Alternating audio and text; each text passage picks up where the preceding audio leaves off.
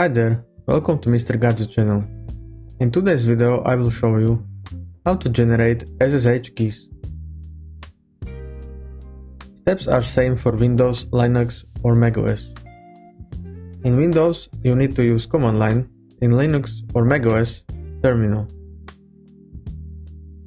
Start by opening terminal or command line in Windows. Now copy command from description. Hit enter. Now it will ask you where you want to save keys. By default it will be in .ssh folder in your home directory. You can leave it like that. Hit enter. Now you can enter passphrase. It will secure your key with the password. That means when you will connect using this key, before each connection it will prompt for the password. So in case someone will steal your keys, they cannot use it without this passphrase. Now verify passphrase again. Your key is completed.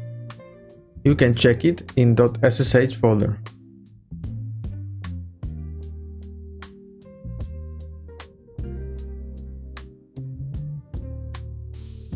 You have two keys generated. ID RSA, ID RSA.pub. The first one is your private key. You should never share it with anyone. This is your public key. This needs to be imported to the Linux servers. If this video was helpful for you, please like and subscribe. Thanks for watching.